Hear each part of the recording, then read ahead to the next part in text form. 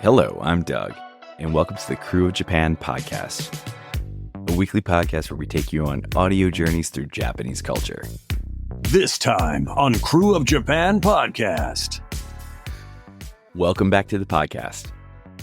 When you think about Japan, there are without a doubt a few things that immediately come to mind. Incredible food, reliable trains, beautiful scenery, rich history, and of course, a country that has a reputation for being remarkably safe. For a lot of people, that reputation is actually one of the things that makes Japan such an appealing place to visit or even live. But is Japan really as safe as we think it is? And maybe an even better question is, what exactly do we mean when we say safe? Because safety can actually mean a very different thing depending on who you are, where you're from, and what experiences you've had.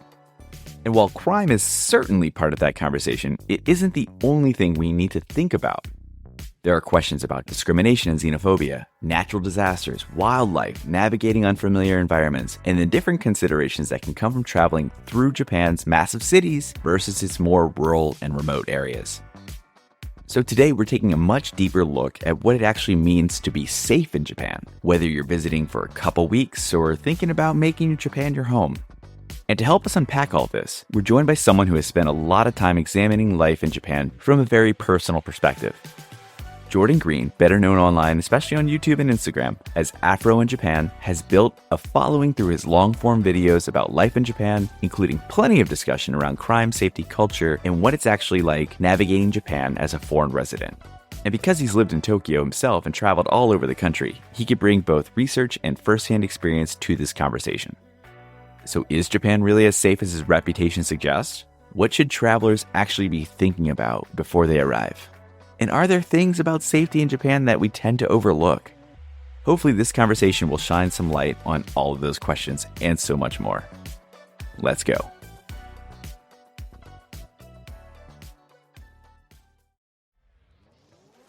Are you new to the Krewe? Yokoso. We hope you enjoy this episode. If you like what you hear today, then you'll really love our back catalog of episodes from earlier this season and previous seasons. We've had some incredible guests, like journalist and author of Tokyo Vice Jake Adelstein investigating Yakuza, architect Asby Brown observing changes in urban and rural Japanese communities, longtime Fukushima resident William McMichael discussing Fukushima's recovery through educational tourism, and so much more. After you finish up this episode, hit that subscribe button or follow or whatever it is, and get notified when new episodes come out. Then while you wait for the new episode to drop, play catch up with the Krewe. But before you do any of that, let's dive into today's episode. I've been wanting to talk about this topic. I feel like I say that all the time for this podcast. I wanted to talk about this topic for years now. It's been on our to-do list for ever, which is just general safety and talking about crime in Japan. I feel like that's very relevant no matter what country you go to, but specifically for Japan. And of course, like always, we love to have guests on to help us with these topics. And we have none other than Jordan Green here. Hello, Jordan. Hello. Pleasure. Thanks for having me on. Yeah, so Jordan, can you introduce yourself to our listeners who may not know who you are? Oh yeah, Jordan Green. I'm a British guy from London originally. Been living in Japan for oh my God, it's 10 years now. Oh, I'm old. Yeah, 10 years now. My gosh, but I go by AfroInJapan everywhere. I have a massive afro, had it for years now. But yeah, I think I've been brought on because I did a topic recently on crime in Japan. And I do have a background in sort of politics and Japanese sort of social studies style area. So I think I'm pretty prepped to discuss this topic. Got some experience with it. So yeah, thank you for having me on. Pretty excited to jump in this actually. Definitely more prepped than we are. Yeah, I got 5 pages of notes. I'm raring to go. Oh my goodness. All right. Well, before we jump into the meat of today's conversation, we usually have kind of an icebreaker. Since we're a New Orleans-based podcast, if our guests have any kind of connection or been to New Orleans before. So have you been before? Or if you haven't, what do you think of when you hear New Orleans? I've actually never been to New Orleans. I realize the closest I've been is Atlanta, Georgia. But I think that's 3 states away or 4 states away. My understanding of American geography is really bad. 3 states. Depending on how you drive. Are we counting Florida? Yeah. Oh, good point. Yeah, flipping out. Do we count Florida in this? Nah. But it's 3-4 states away. But I've never been to New Orleans personally. I do eventually want to go. But my idea of sort of New Orleans is it's kind of weirdly twofold. I either think of like sort of magic and witch doctors and that sort of area of culture, or I just think jazz because I'm a big jazz fan. So I'm thinking just like dude with a big tall hat doing magic, or like Louis Armstrong. That's kind of it. That's all I have, literally. I mean, you will see both in the streets. Hell yeah. To be fair, if you go to the airport, you will probably see jazz statues or jazz paintings or books on jazz, and then you will also see like voodoo dolls and like witch doctor, like those kind of things. Like, you'll see that in the souvenir shops, like that dichotomy of New Orleans perception. Voodoo generally freaks me out. I want to be really far away from that. So I think I'll probably look at it from a distance, be like, wow, I can really feel the culture. Okay, guys, to a jazz club, we're not doing this. We're not messing with any of that witchcraft stuff, guys. Like, no way. We're actually recording this during a 2-week period of time in New Orleans when we're having what's called Jazz Fest, one of our biggest festivals of the year. Yes, I saw that. Oh, I want to go to that. Eventually, it's on my list. It's on my list of places that I'll eventually go to. It's a very long list. It's always getting longer. I think everyone has a list like that. But yeah, eventually I'll get to New Orleans. I'll eat Well, some whenever bean. you do, you can come talk to us and we can give you the, the Heck real yeah. guide to New Orleans. That's what I want, because as a man who's lived in Japan for a long time, I can tell you, people come and they do the whole like the golden route of Japan, and that's kind of it. And that's that's all well and good, do the golden route, but they skip so much stuff. So when people do come to Japan and they're like, "Do you want to come with us to Osaka?" I'm like, maybe, but or I could take you somewhere insane, and I like drag them to the countryside of Japan or something like that. But yeah, exactly. I appreciate it. Well, now I want to know your connection to Japan. What was your Japan journey like? What got you interested in Japan? And then what made you make the move to actually live in Japan and work in Japan? I think a lot of people want to ask this question. I think anime is their go-to answer. Like that's sort of like the direct, like sort of first step. I think I'm a little bit weirder. I did grow up watching anime. I think most people in our generation did. But the issue is I didn't think anime was like Japanese cartoons. I thought anime was American cartoons. Because I grew up in the UK and all our stuff was dubbed in like an American accent. So I was like, Dragon Ball Z, my favorite American cartoon. Great. It's so good. Goku, Brave American Soldier. Love that kid. So cool. It wasn't until like, oh my God, I think I was like secondary school, like deep into like secondary school. I think that's late junior high school, maybe early high school American standard. But it was only then that I met another person who also liked anime and manga and stuff. And he was like, oh yeah, Japanese culture is really great, blah, blah, blah. And I'm like, what is this guy talking about? What is this dude? What is he yapping about? And it was only then that I was like, oh, do you know what? That does make sense. Because when I did watch that episode of Naruto that time, the intro, that wasn't American at all. But that started for me. That was like the base, basically. So it started there. Then when I went to university, I was very interested in like politics and international relations. And I wanted to go to the University of Kent because they had like a nice sort of Eurobroad in Japan program. For me, growing up in where I grew up in London, going to Japan or even like visiting Japan seemed like pie in the sky, impossible type dreams. So any easy path to get there or any like access route I had, I was going to take it. And I wanted to go to university to study Japanese politics anyway. So it seemed like sort of the best way I could sort of accomplish both those things. So I ended up in like the University of Kent, studied something called Japanese politics, international relations with a year in Japan. I got to spend a year living in Japan, living in Tokyo, going to a university called Musashi University. And I think for me, that's where it started. That was an insane year of like actually being in Japan, living there, seeing like what the country is like. I was like, I have to live here. This is it. I've decided I'm living in Japan. Like I came back to the UK after this year, met my mother again, after a year. She's like all emotional. My son's been gone for a year, blah, blah, blah. And I think she said to me like a year later, she was like, there was a look in your eye and she was like, he's moving to Japan. Like she knew before I knew. She was like, he's going to go and he's going to live there and that's it. And she was right. Yeah, that was it. After that, with Eurobroad especially, I had to move back. That was 10 years ago. Now I'm here.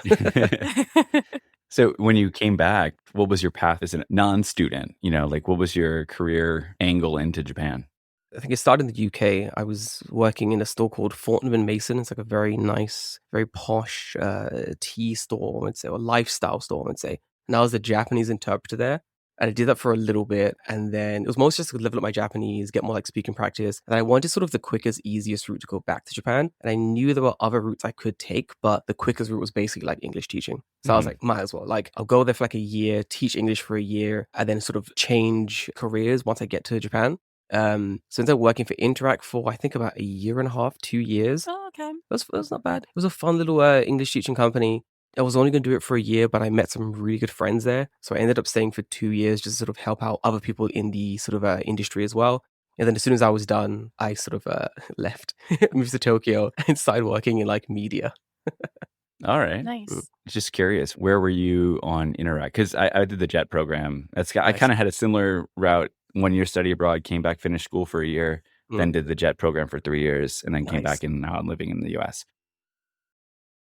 But I had some friends when I was on JET that I met that were teaching through the Interact. Mm. I forget where. It was like small country towns though. So were you in like a small, like kind of rural community, or? We had a really good, I guess, manager, and he had a plan. He basically put all the Brits in Kanagawa because the Brits are notoriously boisterous, and a lot of us don't drive. So they put us in Kanagawa because it's easy to get around. So I think a lot of the Americans get shafted to like the boonies, but we were all just in Kanagawa. We're like 40 minutes from Tokyo. So we used to spend like weekends in Tokyo, evenings in, oh my God, where was it? We're in Honatsugi, way down into Kanagawa in a station called Honatsugi. We spent a lot of time there. Like we became sort of known as like that group of teachers who like goes out, drinks, goes karaoke, hangs out, and then sort of makes friends with all the Japanese like salarymen and people in the area. So it was very often that 3 of us would go into an izakaya, 3 of us would leave, followed by 10 salarymen, and we're all going karaoke. It was like Yeah. it was really The cool. best. Yeah, I was in Kanagawa. I was close to Tokyo. I didn't get shafted to the boonies, luckily. I mean, luckily, Nice. I wouldn't have minded, to be fair. Yeah. Yeah, I think that the Interact people I knew were American, and as you said, they were in like mountain towns, or Dang. they weren't really mountain towns. They were on the way to the mountains, mountain towns. Yeah, they were like hills. It's not fully mountain yet. Close enough, But, yeah. Yeah, Yeah, mountain enough. Yeah. So you've been in Japan for 10 years. 10 years Yeah, plus basically. 1, I guess, if you count, everything together, right? Mm. So you've been over a decade living in Japan. So overall, like, I feel like all of us, we're living this Japan adjacent world. Obviously, you're not adjacent, you're in. It seems like the general consensus, though, is that Japan has this like relatively safe image, right? Mm. It's a country that you don't really have crime, don't really have any big major problems that are visible. But like prior to moving to Japan, what was your perception of Japan with regards to crime and safety? Did you have an image in mind when you like based off of like pop culture or some other things that you may have seen or heard? Yeah. I think it was really strange. I think coming from London, when I was growing up in London anyway, London was really, really dangerous. We had like a lot of gangs. Like, oh my God. I think my school was surrounded by 3 different gangs, like overlapping territories. It was like a daily thing of like on the news, like gang wars. This gang has attacked this gang. Knife crimes on the rise. Acid attacks. Acid attacks are terrifying. It's a scary thing. So like when I was a kid growing up in London, it was a lot of that. It was a decade and a half of just scary things happening and me just being sort of like, I don't like London. It doesn't feel safe to do things. And even as like a kid, like 12 years old going to secondary school, I'm like, this is just like not a nice place to live. So moving to Japan, even before I moved to Japan, I wasn't really thinking about like how safe is Japan. I was more just thinking this is definitely going to be safer than London. And it was, is it zero crime? Is it the safest place on earth? I don't know. Maybe, who knows? I think it depends on the background you come from. But me coming from the London I came from, Japan would seem like just a haven, just like impossibly safe to like international student Jordan, basically. There was an idea that Japan was safe. I did have this idea in university before I went, but it was more just because of like my senpai who went to Japan before had came back and had just told me like, oh, Japan's really safe. Or the Japanese international students I'd met who just told me like, oh, Japan, super safe, safer than the UK. It was like a sentence I would hear a lot. So I guess my understanding was that Japan was pretty safe. But at the time of moving, I was more focused on like, it's better than London. So I guess I'll go there. So I've only been to London once, and I think Mm. we were staying in like Leicester Square.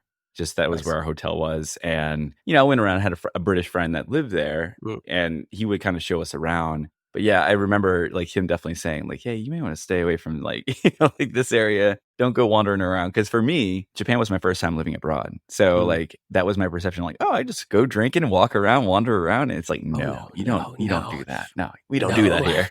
We don't do that here, dude. Yeah. Last year, I was meeting up in Tokyo with a friend of mine who I worked with. And then he had a group of guys that they were meeting up with. They meet there every summer or so to go do some stuff. And one of the guys is British. And while we were like kind of walking around, like we're doing this like little shrine/temple pilgrimage thing in Shinjuku. Nice. And while we're doing this, like the British guy gets like a call or a text on his phone. And his motorcycle had been stolen, like while he had it parked Yeah. outside of his house. And so it's like, oh man, like 'cause I'd heard like London, he lived in London. So like, I hear things about London, but you know, I didn't really experience any crime obviously while I was there, but it's like I hear these stories and then him telling me that I'm like, oh man, that's crazy. Yeah, that's London. Yeah. Yeah, that's London. Yeah, that's London. Yeah, there's a lot of pickpockets and like phone snatchers recently as well, riding around on bikes, like snatching you the phone from your hand and then like trying to sell it on like the Chinese black market and stuff. It's crazy. London is insane. It's better now than it was before. Crime is a lot lower than it was when I was growing up, I would say, but it's still like tense. It's still like you can feel it. It's like electric whenever I go back. Like I'm always like, I've got to be on guard because crime's afoot. Yeah. Yeah. I have the same consensus, especially as like a female. Like here at home in New Orleans, obviously I will never dare to stay out super late in the city. That's just asking for trouble. But like in Japan, when I studied abroad, the buses stopped running, the train stopped running. Your only option was to either walk back to the dorm from the center city or you get a cab, which was super expensive. So we usually just walked it. And I felt completely fine. I didn't have a care in the world, it seemed like. Yeah, that's Japan. It does have that safety allure that I think a lot of people are sort of drawn to. I guess that's how it is on the surface. Is that how it is? So when you sort of dig down a few layers, I guess we'll get into that in the podcast a little bit later. But like, yeah, definitely. There is that sort of veil of safety that people really do find attractive when they wanting to like live or travel in Japan. Well, I think your point is a really good point, and it depends on where you start at. So like you said, you started in London, so obviously to you, it's going to seem maybe a lot safer at that time. Yeah. For us, we live in New Orleans in the U.S., definitely safer than that. Yeah. So I think that's a very good point. And like, I haven't traveled enough countries to know what country is probably the safest. But if there's someone who lives in a very safe country and then goes to Japan, maybe that's when the tables are flipped, you know? Yeah, exactly. 100%. I think that's what it is. It's definitely depending on your base, depending on where you're coming from. Japan is going to be safe. I think it's still going to be pretty safe, but there are levels to it, depending on the area, depending on like where you're coming from. It is very much sort of person to person dependent, I would say. So being from a major city like London, did that have any impact on how you decided when you were moving from like where you were with Interact in Kanagawa into Tokyo? Did the idea of crime ever even enter your mind when you were picking out a place to live? Or was it mostly just more like convenience and cost?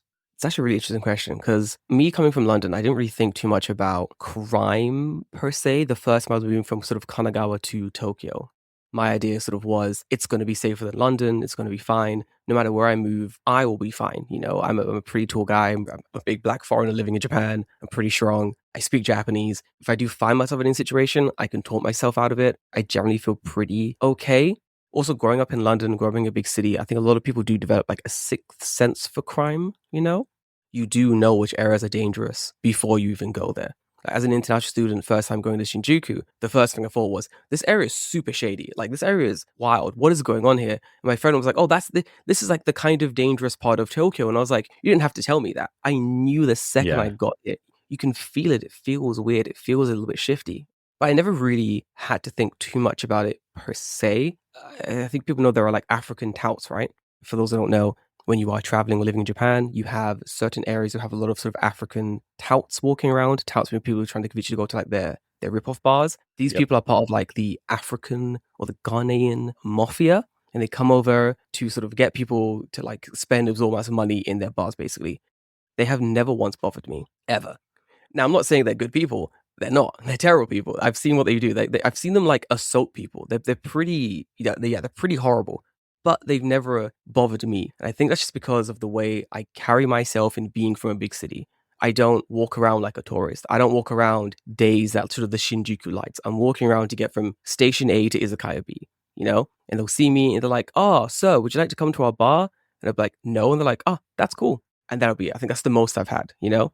But even being with my friends, I've seen my friends get accosted by the touts and they've sort of left me alone. Like, once they walked up to my friend, put their arm around his shoulder and was like, come to our bar, we have topless women. And my friend's like, no. Me and my friend are going somewhere. The guy turns, sees me and goes, oh, okay. Dabs me up. And he's like, have a good day. And just leaves me alone. I was like, I'm not one of you, sir. So I think thinking about crime, no one's really thinking about crime per se when picking sort of a place to live in Tokyo. They're thinking about like how close is this place to the station, you know? Yeah. How is the neighborhood? Is it a good neighborhood? Is it a fun neighborhood is a big thing. Surrounding stations are really important. Is my station good, but is the station before and after mine good? Is it a limited express station? Can I catch the train to work quickly? I do think when it comes to thinking about like general crime though, there are areas in Japan that do have sort of more crime, or they say like chianwari, which is like the vibe of the area isn't that good. People have pretty bad attitudes there. You're thinking like Adachi-ku, like the Adachi city in Tokyo, historically been a place where I guess sort of low economic people are living, and thus there is more crime there. And there's also sort of more yakuza in the area. So there's a lot more crime there. There's a lot of like yakuza hubs there. So when you're thinking about safety, there are times where you're thinking like, okay, maybe I don't want to move to Adachi because this area is a little bit dangerous. Or maybe I don't want to move to, I don't know, Ikebukuro because there are like areas in Ikebukuro that are really busy, or there are areas that are kind of surrounded by like pickup bars and like love hotels and little things like that, I think. You can kind of get a vibe. You can kind of pick up when you walk into an area of Tokyo, you kind of know, okay, I've deviated slightly off like I've gone too the far. main road a little bit. You can kind of tell. You get, club love, club, like hotel kiss or something, like there's just like, you can kind of tell by the signs alone. You don't even Girls need to look bar, at alpha. Yeah, you get that. Yeah. There is a thing to say about like crime versus safety. I think it's a big thing. While people aren't like solely looking at the crime statistics of the area they're trying to move into, people are looking at like how safe the area is. And by how safe, they don't always necessarily mean like how much crime is there. Is the area like good? They mean stuff like how prone is this area to natural disasters, right? Has my apartment been built after the 1980s? Really big one. I think after the 1980s, a whole new regulation came in for like earthquake proofing an apartment. Before that, your house could shake and just like shatter basically. So that's a big thing. If there is an earthquake and if there is a flood, is my house near a riverbank, and is that riverbank going to flood? And a lot of those areas, people do like mostly sort of pick their sort of housing district or the place they want to move to in Tokyo on sort of those parameters. But funnily enough, those parameters are really connected to how much crime is in the area. An area prone to natural disasters is also going to be an area prone to having more crime. Because historically, that area has had more of like the have-nots have to have moved there or have been forced to move there by the government. So that breeds sort of like inequality. It breeds like more higher crime rates and stuff. There's less government intervention in schools and stuff like that. So generally by finding an area less prone to natural disasters, you're kind of inadvertently picking areas with lower crime rates, if you know what I mean. Very interesting. Definitely. I remember in like 2019, I want to say, because this is when I was actually in Matsue for our Sister City exchange program. I remember watching on the news because it was around the time of the Rugby World Cup when Japan was hosting it. But then there was a massive storm that passed through, and they had a lot of like rivers overflowing and into neighborhoods and a lot of flooding. And I mean, every like last summer they had like gerita, like rain and things like that were going on, where like subways are flooding and things like that. Like, is that some of those areas, or is this just that was just happened to be like there was a river running through and it overflowed, and or subways and train stations overflowed? It was all the stations that were basically in those sort of danger areas near rivers basically like got completely overflowed. My workstation got overflowed because it's right near a river, completely overflowed, like flooded the station, flooded sort of the streets that came up to it. Like it was completely messed up. It was horrible for days as well. I just looked it up. Yeah, it was Typhoon Hagibis in 2019. Horrible. I had never seen anything like that. It was insane. I think, and that is why people do tend to pick where they live on sort of how prone it is to natural disasters. I have a joke. It's a terrible joke, but I do it all the time. The joke is that God hates Chiba Prefecture because Chiba Prefecture gets constantly slapped just by the worst natural disasters you've ever seen. There was once a flipping tornado. A tornado hit Chiba years ago. It was insane. Like I do. I remember hearing about it. Yeah. I kept calling it tenbatsu, like punishments from heaven. Like that's my thing. It's whenever there's like a massive disaster, it always for some reason hits Chiba. But like generally, people do end up. Jokes aside, sorry Chiba, I love you, but I also know like one of the people who are like the heads of the like tourist promotional sort of area of Chiba, and he's like, stop going on podcasts and saying that God hates Chiba. Just put it on a bumper sticker. Yeah, dude. Yeah, get some promotion. Make it part of the marketing. Embrace the hate. Because the people will literally go just to see like what's up. I would go, dude. We got peanuts. We got that one weird mascot, and God hates us, and we don't know why. Like, I would go. It's cool. Yeah. But no, generally, people avoid areas that are like getting hit by more natural disasters. Even where I'm living now, we pick the location just because it's near no rivers. We're kind of on a highland. The evacuation centers are really close to us. And also it's a big house, like 3 LDK, which is unheard of in Japan. So, yeah, basically. Nice. Well, you've been living in Japan for quite a while now.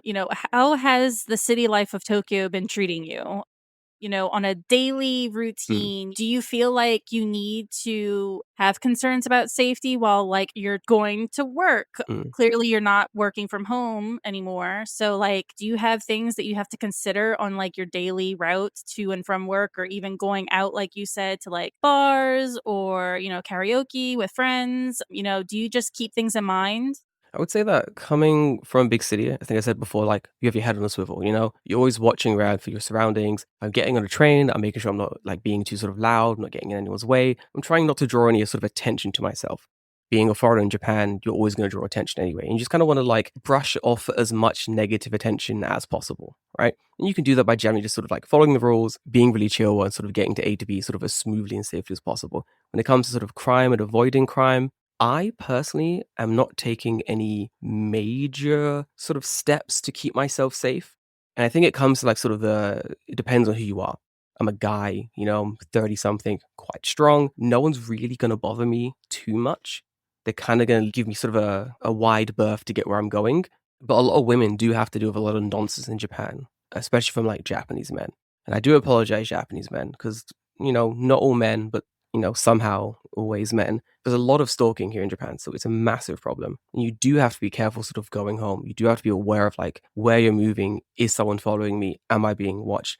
I mean, at one point I had a stalker. Like at one point, someone found out where I lived and they sort of started like leaving things at my door and like messaging my company and like just like turning up at my station.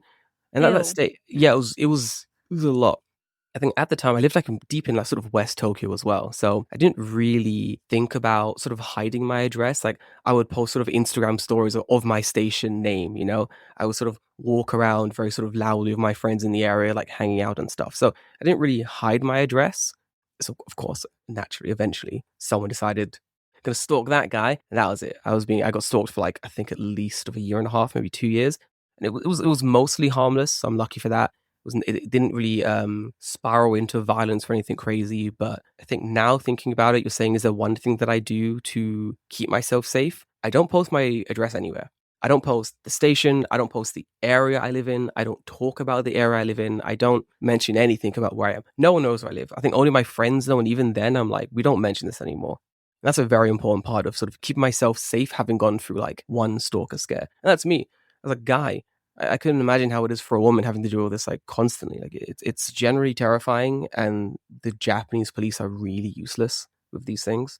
Like I went to the police to be like, hey, this woman is stalking me and she's like leaving me presents, and she left me like baked goods and bottles of homemade umeshu, and it's very creepy. And I was like, could you like talk to the person?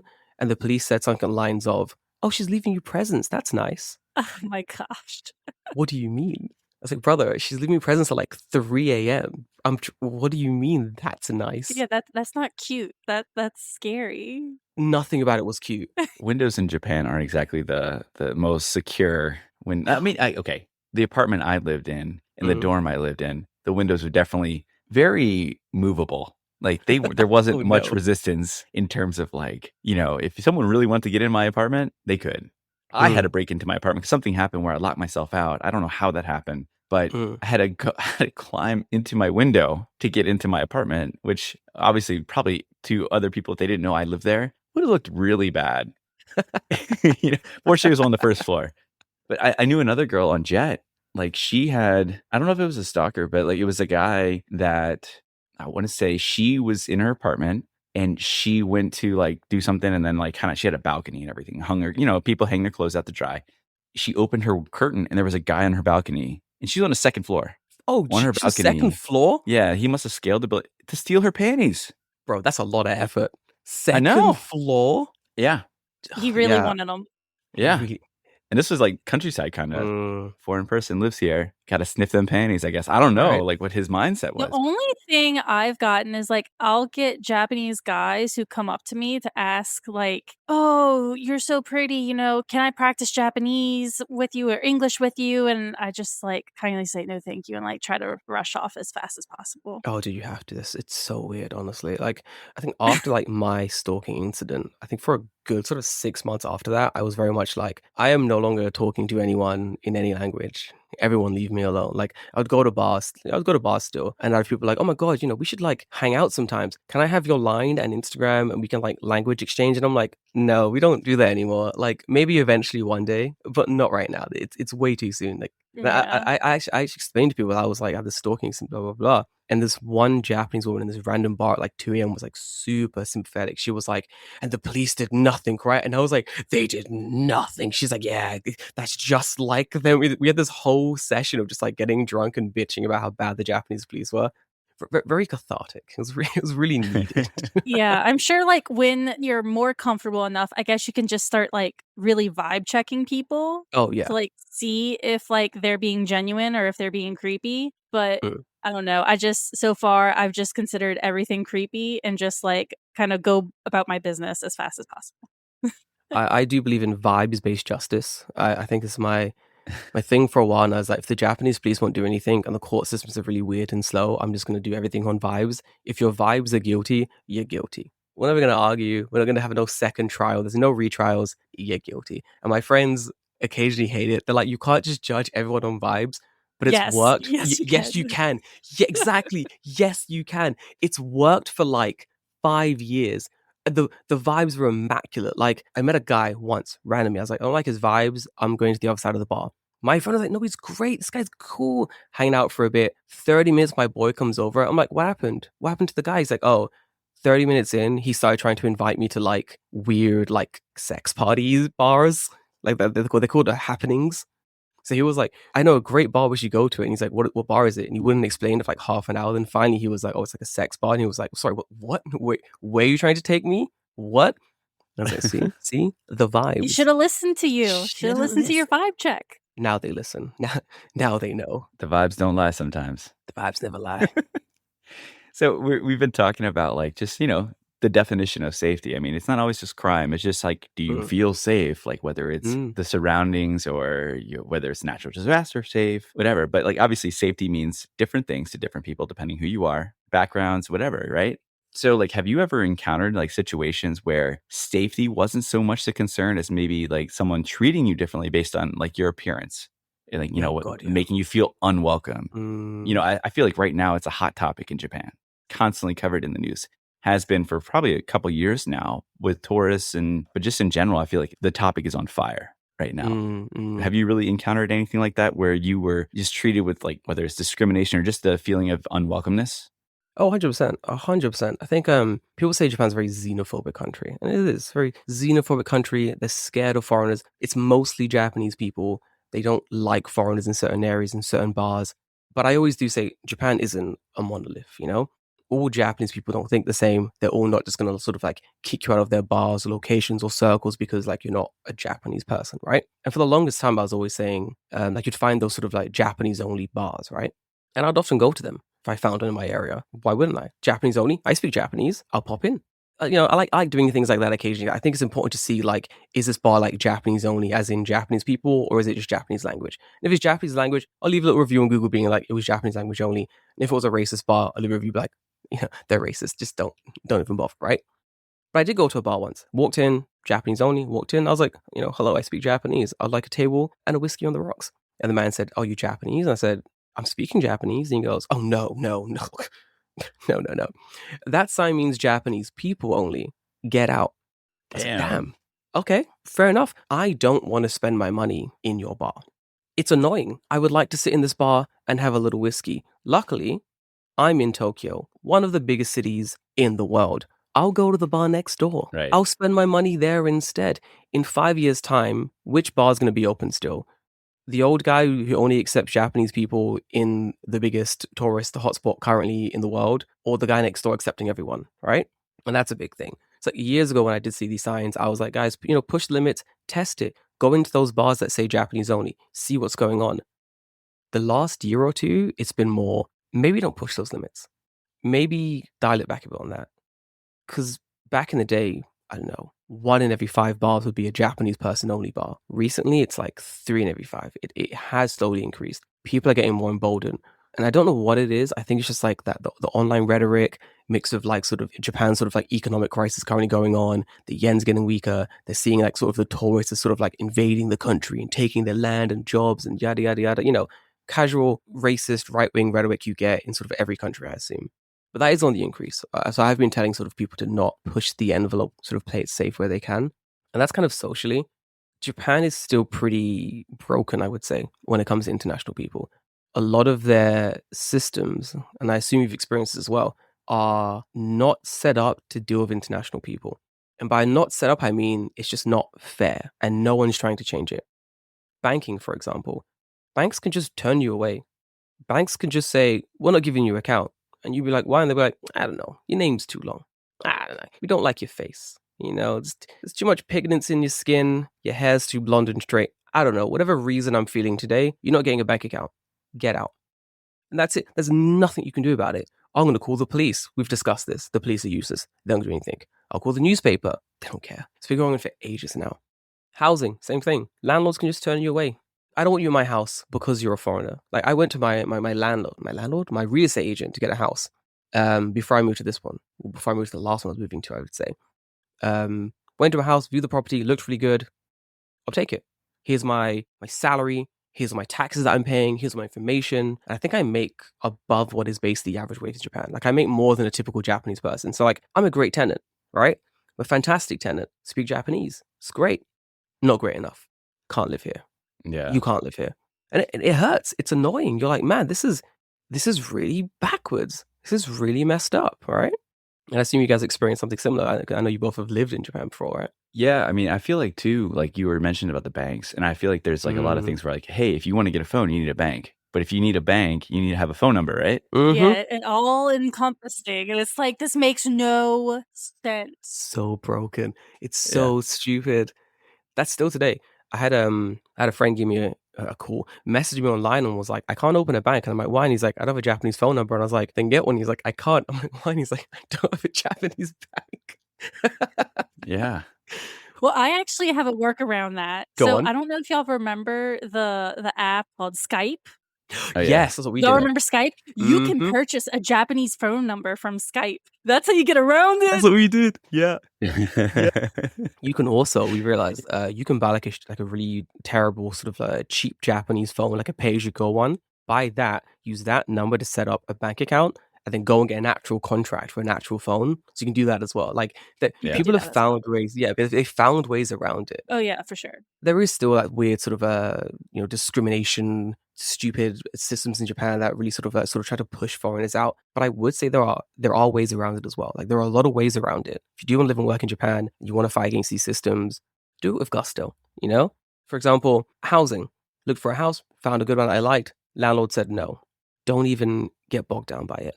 When it comes down to it, you don't want to live in that house anyway. Under a racist landlord that doesn't want foreigners there, you're going to have a bad time. There's no point fighting that landlord. Get a different house. Get a better house, you know? Shame him online if you want to, but, don't dwell on it. Banks is the same thing. Banks is an annoying one. Super frustrating. But you need a bank. So there's no point dwelling. You try to open Mizuho. They say no. Go to Yucho. Go to JP Post. They accept everybody. And they're not the best bank in the world. They are getting better. They finally got an app in 2025. They finally got online banking. Congratulations. Is it a good app? What's that in Japan? No, That is congratulations. No, dude. You have to download 3 apps to do online banking with JP. Ew. It's so bad. But it works, and that's all I care about. There's also Rakuten, like Rakuten Bank. They also said everyone. Like, the system is kind of broken, but companies are stepping into patchwork where other companies don't want to, right? So there are massive gaps in the market for like foreigners who need housing, need banks, need to do like, basic things to live in Japan. Companies are stepping in to fill those gaps. There's now a ton of like foreigner only real estate companies, and they do well. They do really well because they've realized that we can offer this service to Japanese people and foreigners alike, but we can just advertise ourselves as a foreign agency, and it works. Mhm. So I think companies are slowly realizing that, especially like the big sort of real estate companies and banks and stuff. They're like, money is money. And Japan doesn't have a lot of money. The yen is pretty bad right now. And we would like some more foreign money. How do we get that? Foreign customers. Let's stop messing around and cater to the foreign customers. So it's going to be slow. It's going to be like another 2-3 years, I guess. Maybe longer, maybe even 5 years now, because how things are currently going with the whole political rhetoric. But hopefully things are slowly improving. And I would say that there is still discrimination in Japan. There is areas where you're going to feel unwelcome, but it is a loud minority, right? It's the loud minority. It's not the majority. The majority of people you will meet in Japan, they're super chill. They're lovely. They don't really care where you're from, to be fair. They want to have a conversation with you. If you speak a little Japanese, even if you don't speak a little Japanese, they'll try their best to have a little conversation with you. But when it comes down to it, I would say it can be annoying, but it is just a loud minority. Yeah. Especially online. Online sounds a lot louder than it actually is. And to be honest, half the things people say online, they would never say to your face. So you probably wouldn't even hear that from those people if you ran into them on the street or in a bar, like unless they're super drunk. Yeah.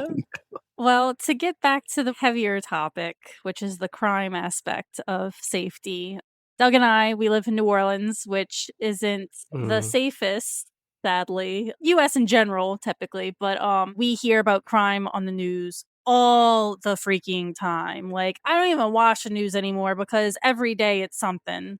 Just recently, Doug, we had the shooting at the Mall, Louisiana. Like, Oh, Yeah, that God. was- 17-year-old girl died. Sorry, Yeah. I get upset. So Flipping out. often. No. But, in Japan, in Tokyo, on like a daily basis, what are the frequent headliners that you see possibly about crime, and what pops up more often? Japan's an interesting one. I think similar to America, it depends on where you're getting your news from, right? But in general, Japan is a place of two types of crime. The pettiest, most nonsense crime you've ever seen in your entire life, and the most terrifying crime that has ever been done. Tons of murders, tons of attempted murders. Murders in ways that are just insane. Recently, someone killed a woman and then tried to incinerate their body in an incinerator in a zoo. That was this week. Wow. I actually brought up a couple of stories because I was like, these are the most insane stories. A man was arrested after telling police he intended to kill 3 of his colleagues, right? A lot of bottled up stress in Japan, resulting in like just the most insane crimes you've ever seen. A lot of the crimes are very personal in nature. It's husbands killing wives, it's men killing mistresses, it's people killing work colleagues, There's a lot of that. Yeah, I've seen that because I try to keep up with Japanese news, and like that's what I've noticed. I've noticed it's more on a personal level, not like a random kind of person going somewhere doing something. It's always like someone did me wrong and I'm gonna do them wrong. Exactly, yes. When we were coordinating this interview, they had the Pokemon Center stabbing. Yeah, did. And They did. it was one side. It was like a ex-boyfriend that was just Okay. Yeah, stalker. We couldn't get over it, and unfortunately, the girl lost her life over it. That's literally the next thing on the list was like stalking. Massive crime here. A huge crime here. And it's so underreported. That's like a massive thing in Japan. Like for all the crime you're seeing in Japan, for all the crime reported, there's probably twice as much crime that goes unreported or like underreported even. Mm-hmm. Stalking, for example, I told you my case. Went to the police and they said, "Oh, isn't that lovely?" Similar thing. Women will go to the police with stalking cases. They'll be like, "Hey, this man has been stalking me for weeks," and they'll go, "Well, he's done nothing yet, so nothing we can do." And they enacted a new law recently. It's like a new like sort of stalking law that came into law basically. Well, came with the books, I should say, in Japan recently, which basically made stalking sort of illegal. Good job, Japan. But the police don't really do anything still. I think what's meant to happen is that if you're caught stalking and it's proven that you're stalking, the police can sort of hold you for a certain amount of time to get you to stop. But in the Pokemon case, whether the guy killed the girl in the Pokemon Center, the police held him for like 60-something days, almost 3 months, 2.5 months, I think it was. They held him for a while. He was clearly a threat to himself and the girl. And after a certain amount of time, just let him go. They were like, you've got what is it called? You can't go near someone. What is it? Restraining order? I was actually about to ask about that. Yeah. Like, do they have those kind of things? They did. He had one. They put a restraining order on him and they said, "Hey, now you don't go near her. Okay, off you pop." What? He's crazy. Why is he going to listen to that? Didn't he even tell the police, like, I literally cannot die alone. I have to be with her when I die? Yes. Yes. That's not like a red Yes. flag? Yes. Literally, they had a psychiatrist come in and talk to the man, and psychiatrist was like, this man's crazy. Let's not let him go.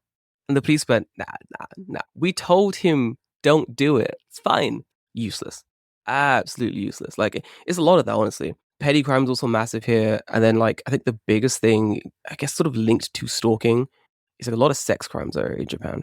So many. Once again, men ruining everything. A lot of like old middle-aged men committing like a molestation on trains, a lot of stalking, a lot of like theft, a lot of there was a case recently where a man like molested a drunk woman by posing as a taxi driver and then sort of just carrying her to his motorbike and then like molesting her on the street or something like that. Like, Oh my there's a lot of God. like disgusting crimes like that. Then when that man was caught, he was like, I have no recollection of doing that. There's literally like evidence of him doing it. We just went, I don't know. Disgusting. It's a lot of this type of crime in Japan, and it goes, I don't know, it just doesn't transfer borders. Like, it doesn't leave Japan. Like, people in Japan know about these crimes. People in Japan are talking about these crimes to a certain extent. But I'll meet people abroad, and they're like, oh, Japan's so safe. There's no crime. And I'm like, a woman just got burnt in an incinerator in a zoo. Yeah. There is the most imaginative crimes you're seeing in Japan. What are you talking about? It's insane here, but it doesn't really leave the borders of Japan a lot. And I would say it's a language issue, but it's not, because, you know, we have the Japan Times. We do have like English publications writing stories about Japan for an international audience, but they just don't really get picked up by international media unless it's massive, like huge. A lot of people equate gun crime to crime. Yeah. Yes. And because Japan doesn't have guns, at least, you know, legally owned, you know, it's illegal to own a gun, or, you know, hunting rifles are one thing, but like, you know, there's like strict gun law. Because there is that, there is no crime. But like you said, people find, I don't want to say creative is not the right word, alternative They just methods. find other ways. Yeah, like push people off of balconies. I've heard of that. Knives are obviously the number one weapon, I feel like. Yep. And I feel like, to your sense of what you said, like, oh, you know, nothing's done about it, or like people just don't know about it. I feel like people won't know about it until it becomes like a public issue, because I think I remember maybe a month or two ago hearing about neighbors were complaining about a really bad smell coming from a particular house. Yep. And it ended up being someone murdered their family member and just left them to just decay in the house. Crazy. That's Japan, yeah. We often say nothing changes in Japan until someone dies. Japan is very bad at making sort of make sense policies that proactively sort of solve issues. They're very much set in like doing things the way the rules have told them to do them because those are the rules. And it's all about like no one wanting to take the blame for going against the rules if something goes wrong, right? But when something does go wrong because no one went against the rules, no one takes the blame anyway. Like, oh, I guess the blame is shared between everyone, or like just the head honcho takes the blame. But either way, he bows deeply and says sorry, and that's kind of like the conversation ends, basically. Like, a couple of years ago, I think we're having this massive sort of heat wave in Japan, and schools were like, we should close the schools. It's really hot. And they were talking to the Board of Education going like, hey, we should close some of these schools. It is disgustingly hot in some of these schools. Like, we really need to sort of, you know, do something about it.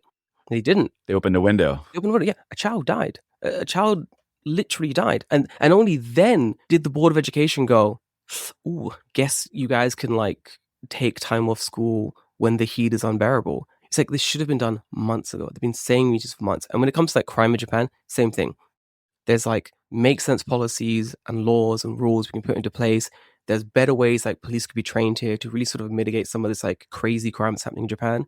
But no one wants to be the one to sort of start the conversation. I guess like on a political, like politics level, it's like nothing happens. It's frustrating. It's very annoying. Definitely is. Definitely can be. And especially, again, as someone living there, you see it every day. But as like visitors and tourists come in, you know, that's not stuff that they're like, when they're planning out their trip, they're not keeping that in mind. They're not thinking of course that. Not. Yeah. Yeah. I mean, I don't want to scare anyone who wants to come and like live and visit in Japan. You know, I assume if you're visiting Japan, you're living here, it's still probably safer than your home country. I don't want to scare anyone into not visiting or living, but just keep in mind that crime exists here. And as long as you're keeping that in mind, I think that's enough, you know? Yeah. I feel like visiting Japan is definitely a different lifestyle than living in Japan. So, Oh, like, you may 100%. not be faced with the same dilemmas Yeah. as you would with living in Japan. And to that extent, Jordan, what advice would you give to visitors of Japan, regarding, staying safe while traveling, especially in like big cities like Tokyo? Oh yeah, this is like a really easy one. We can knock this out. Like where to stay and stuff, especially. Don't stay in Shinjuku. Don't stay in Shibuya. Do not stay in Roppongi. Like these areas seem very centralized, but they're not good areas to stay in, right? And they're more dangerous than you expect, especially now in like sort of 2026, 2027 Japan. Like they're a lot riskier than before. When it comes to sort of traveling and living in Japan and staying safe in the big city, there are certain things you can do to save yourself like a lot of stress. Keep your wits about you. The most important thing. Said it more than once in this podcast. I'll probably say it again before we end. Keep them about you, Japan is safe, but it doesn't mean you can just cut loose and go crazy and do whatever you want. You still sort of have to keep your head on a swivel and watch for your surroundings. You can go crazy, but don't go too crazy. Just watch out for what you're doing. Massive one, like very practical advice is, okay, guys, really lock in for this one, guys.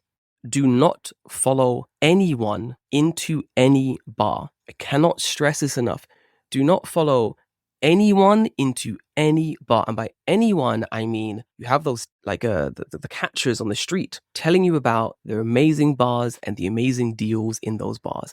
1,000 yen, all you can drink. 2,000 yen, all you can drink and all you can eat. All of those bars do not actually offer those prices. It's a massive scam. They're called rip-off bars. The entire premise of these bars is that once they get you in there, you drink a beer or two, then they offer you sort of a free shot. That shot is laced with something, pass out, then they charge your card for an insane amount of money. And that's the scam. Don't follow them anywhere. Like, keep yourself as safe as you can, honestly. And it's so bad I think in Shinjuku and Shibuya, there's actually like loudspeakers blasting, telling like internationals, do not follow the touts to the bars. The touts are still there. They're still trying to catch people and people still follow them. But these things are blasting, telling people do not follow them to their bars because it's a very unsafe thing to do. Same with clubbing. Clubbing, same thing. Watch your drink. Be careful of it. Izakaya, same thing. Watch your drink. Be careful of it. What I generally tell my friends when they're coming over and I have to give them one line of advice to stay safe, I normally say like, whatever rules you're following in your home country, just follow them here. Just follow them here. You can stretch those rules a little bit, but generally try to follow them, Yeah, that's a good rule. Right? I mean, it makes sense because maybe in your home country, you're definitely going to take the last train home, right? Maybe in Japan, you can afford to walk 20, 30 minutes home. That's doable. Depending on where you're staying, depending on where you're going to and from, that's doable. That's stretching the rule, Stuff like that I think is very good to keeping you safe in these situations. When living in Japan. Traveling Japan, sorry. Living in Japan. I mean, I'm an advocate for walking, especially in Tokyo. I like walking at night in Tokyo. Same. Because it's not crowded. A lot of people are off the street. But like, I don't know, it feels like a different place at night. It does. And I'm not talking about like walking crowded, like you said, Shibuya or Shinjuku. I'm talking about like, I think I did a crazy walk from in between, I want to say Kanda and Akihabara. I was in that area meeting friends. Great and then walk. I walked to, do you know where Hiei Jinja is? Near the diet? I do. Yeah, that's what I was going to say. There's a wonderful ginger there. It's a very long walk. Crazy walk. Very long walk. Did that, and I mean, you're just walking along the Imperial Moat and gardens and all this stuff. It's like at night though, you can't really see it, but it's just so quiet and so peaceful. And I was like, man, there's like nothing going on. It's kind of nice though, but you don't feel that in Tokyo when you're out during the day. So I kind of like it. You can do that, honestly. I do think you can do it because I've done it. I do it all the time. I do it now still. Like I skateboard a lot, and in like the dead of night, headphone in, just like skating around. And it's fun. It's wonderful. I couldn't do it in the UK. I couldn't do it in London, right? No. Super dangerous. I'm not walking anywhere at 2 a.m. in London. I like living. But in Tokyo, I'm fine doing that, It's a lot safer. And while I am saying like follow the same rules, that's what I mean by stretch the rules. There are certain rules you have to follow. There are certain rules I think you can stretch. I think it is up to you to follow rules you need to follow to keep yourself safe. Safety is it's a personal thing, It's very much person dependent. So if you feel like you're going to be comfortable walking around at 3 a.m. from X to Y location because your hotel's in a good location or there's a nice little park nearby or whatever, go for it, have a good time. But just, stay safe, be cautious, don't go too crazy. That's what I would generally say. Yeah, and I think those really you could apply to not just Tokyo, but urban city centers like Osaka and Tokyo and those big cities. But if you venture out, because a lot of people are venturing out now off the beaten path, checking out like rural small towns, things like that. I think stretching the rules and like just being aware of your surroundings is like something I can apply to those is not, it can apply anywhere really. And you just know your surroundings, I think is really the biggest thing. But maybe for like those people who are going out into the rural areas where, it's not like a Shinjuku where you have people coming and like, come to my club, like in your face. It's different. It's a different vibe. It is, yeah. Are there different types of things that you consider when you're traveling to those smaller towns that 100%. It's not so much safety, but just something to consider and like look out for and keep in mind? It's not safety per se. I think we were talking about like being sort of uncomfortable in Japan, sort of like people excluding you from locations. You're just going to have more of that in the countryside. But in the same coin, other side, you're going to find some of the nicest people you've ever seen in the countryside as well. And I've had both. I've met some of the angriest foreign-hating people. I've also met like the nicest person like 10 minutes later. It's just how the countryside operates in Japan. But it's not a monolith. So, it's important just to make sure of that. Yeah. But I think when we are talking about sort of going to the countryside and sort of like traveling the countryside of Japan, it's not really about safety per se. It's more about being very careful about where you're traveling and how you're getting there and back again. The countryside has different dangers. But there are bears here. Like there are wildlife. snakes here, right? There's some wildlife. I mean, there are crazy people here as well. We've talked about that, Doug. Bears, boars. Bear situation. Oh, the boars. The monkeys. Oh, the monkeys. Oh, the monkeys. The monkeys. Don't mess with those monkeys. Dude, I have a ranking on things I can fight. Like 3 monkeys. I bet on me every day. Every day of the week I've got What kind of monkeys are we talking about here? The little mountain monkeys. Tiny ones, right? Not the big. One time we were driving from my buddy's house in Gunma. We were driving to, I think we were driving to Nagano, and we had to go through the mountains. And there was a big ass, like not like a tiny monkey, but like they get big. It might have been human size. Like it was very big, like sitting in the middle of the road. We were just like, all right, I guess we can't. We'll just sit here and wait until he's ready. No, yeah. Those are them Gunma monkeys. We don't play with those. those boys are huge. We don't mess with those, dude. No, like we have like rankings. Like couple monkeys, you're good. Big monkeys, you want to avoid. Whenever you can. Boars are terrifying. Try and stay away. Yeah, boars are terrifying. They're really scary. Popular in the Kyoto prefecture. Like boars are everywhere. I've seen like 2 in Kyoto every time I've been. Dude, that's so scary. If you see a baby, to go the other way. Oh, yeah. Flee. Same with bears. Like bears, you're just running. Just don't. Well, bears, you're kind of done. Bears, it depends on the bear. Yeah, I don't know if you can outrun a bear. You can't. It depends on the bear. I'm gonna throw some dice down and just sort of like hopefully it confuses the bear and just sort of try to like get away.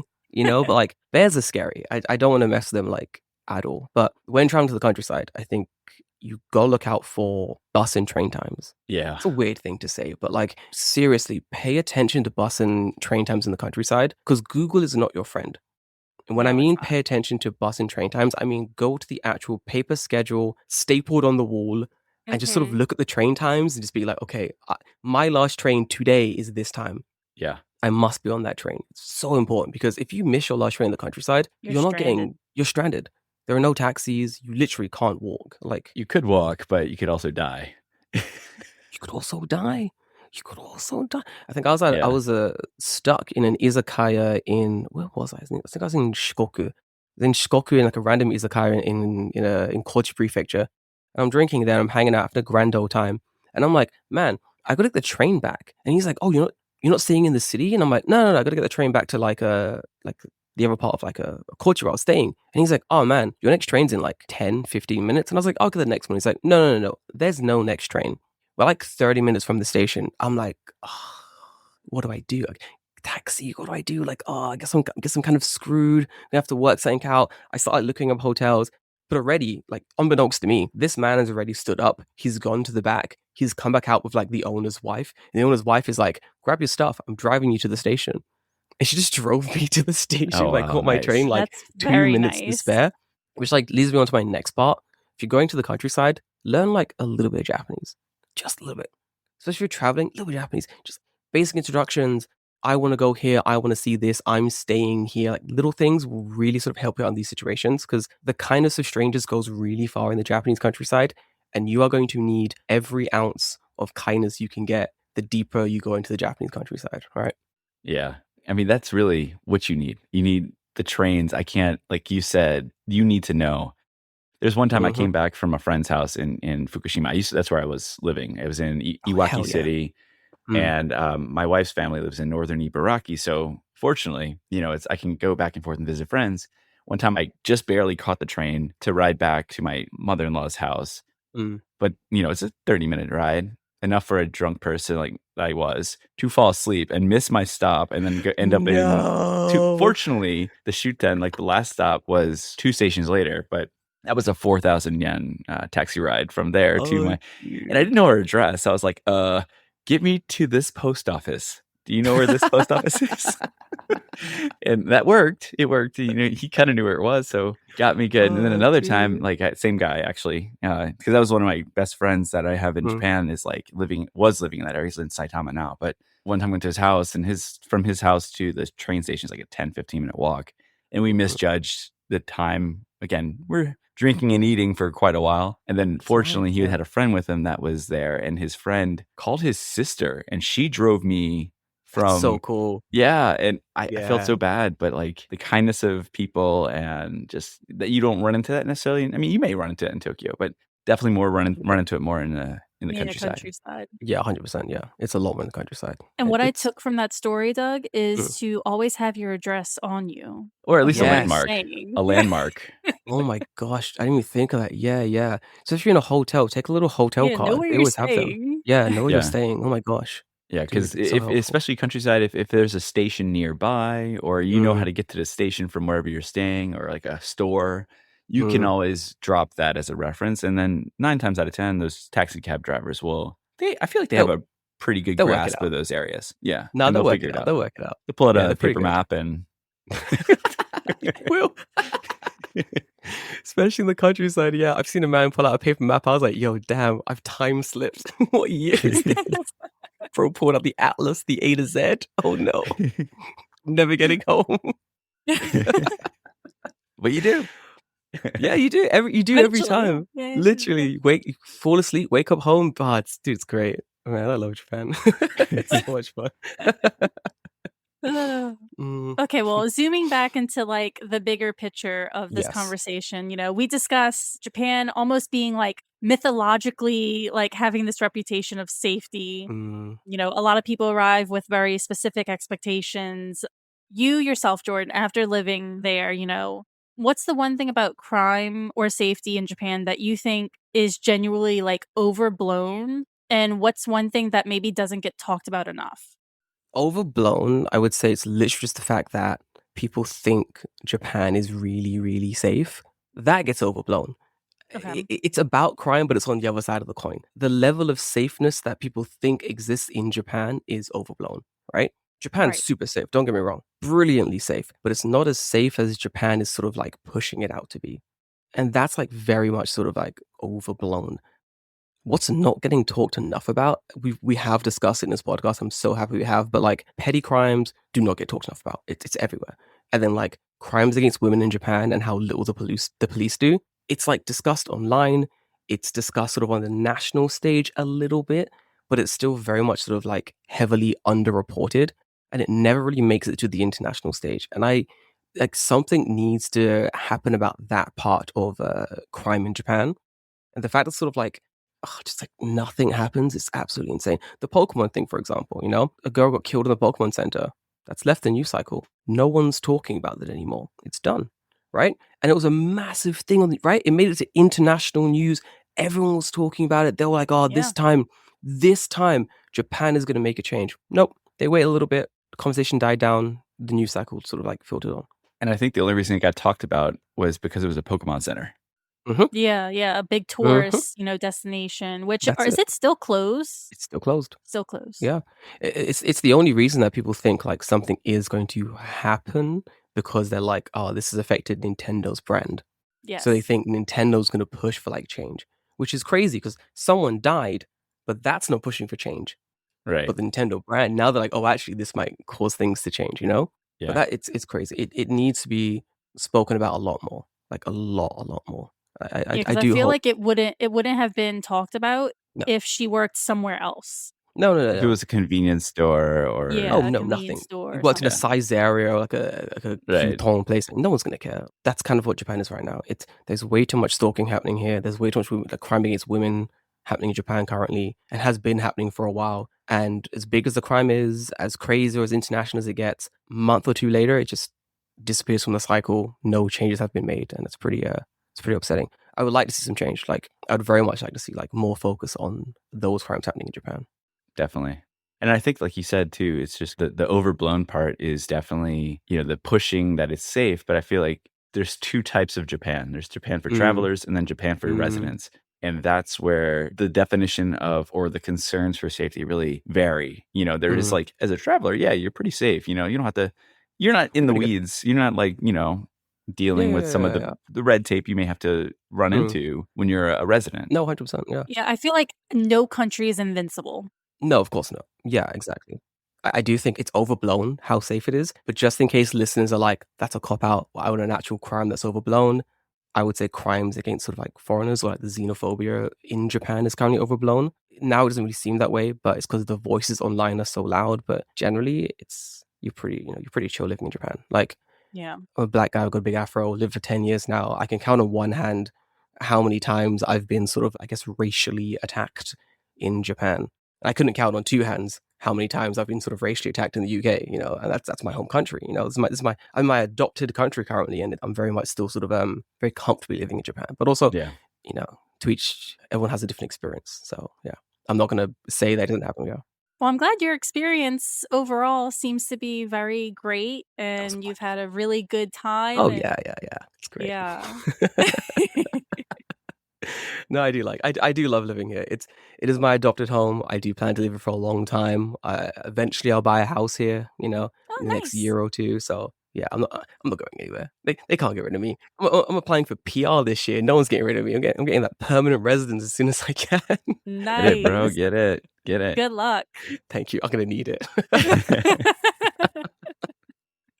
All right. Well, thank you so much for coming on today. This has been incredible. I appreciate you staying up super late for us as we're recording this in the morning our time. That definitely means it's nighttime for him. Great time to go skateboarding.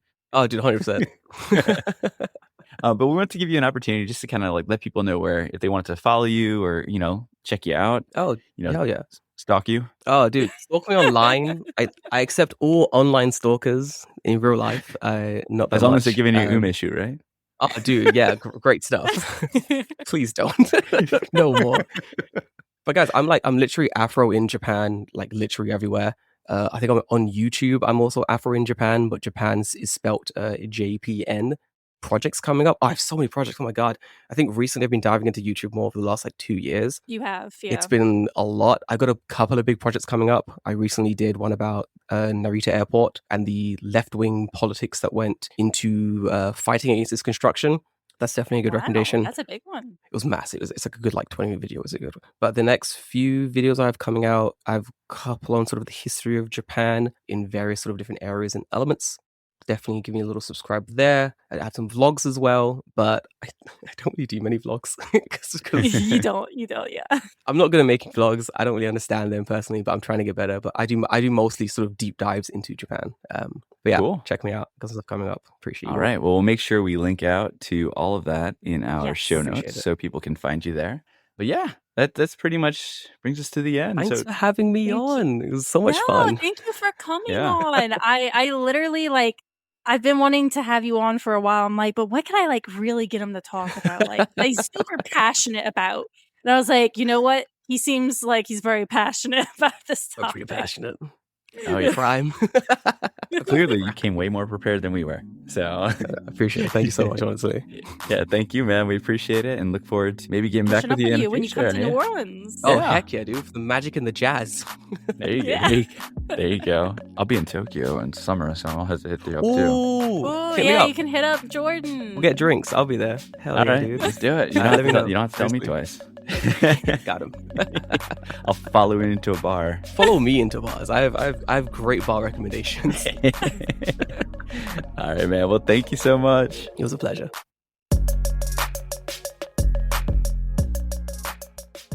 And that's a wrap on this week's episode. Thanks for tuning in to the Crew of Japan podcast. Hopefully, this conversation with Jordan gave you a little more to think about when it comes to topics regarding safety in Japan. And remind us that safe can mean something very different depending who you are, where you are, and the situation you're going through. A huge thanks to Jordan for joining us. Be sure to check out AfroInJapan on YouTube and Instagram. We'll have links to both out in the show notes. Are you new to the crew in Season 7? Stick around and don't be a stranger. Give us a follow and subscribe on your favorite podcast platform. There's plenty in our back catalog to take you on endless audio journeys through Japanese culture. While you're there, do us a solid and leave us a 5-star rating and/or review. Why not both? Every single one of those ratings and reviews helps other listeners discover Crew of Japan and join our global crew. Or hey, maybe just let a friend know about us. Any and all support is incredibly appreciated. What is your perception of safety in Japan? Share with us on Blue Sky, Instagram, Facebook, TikTok, LinkedIn, YouTube, Twitter X. Just search Crew of Japan Podcast to stay in the loop with future episodes, upcoming Japan Society events, and other Japan-related content. That's KREWEOFJAPAN, Crew of Japan. Or if you want to reach out to us directly, shoot us an email, crewofjapanpodcast@gmail.com. We always love hearing from our listeners. But that's it for today. Until next time.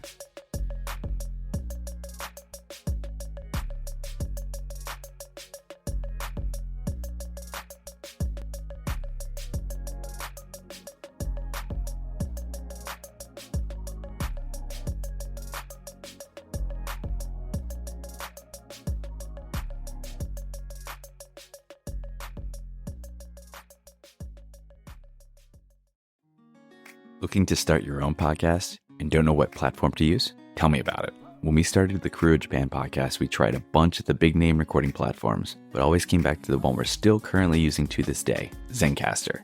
Zencastr is now the all-in-one solution making podcasting easy. In addition to its high audio and video quality for podcast production, Zencastr provides a full suite of production tools to record, produce, and publish studio quality content from the comfort of your home. Just log in through your browser and start recording. It's that simple. For us, we simply send out links to our guests and they join the lobby. But before you know it, it's all done and you have your studio quality audio and up to 4K video right there ready for you, right when you finish. The best part is having their multi-layered backups to ensure that your recordings are in the highest quality, regardless of anyone's internet connection stability. With Zencastr's all-in-one podcasting platform, you can create your podcasts in one place and distribute to all the major destinations. It's really that easy. Go to zencastr.com/pricing and use our code Crew of Japan, KREWEOFJAPAN, and you'll get 30% off your first month of any Zencastr paid plan.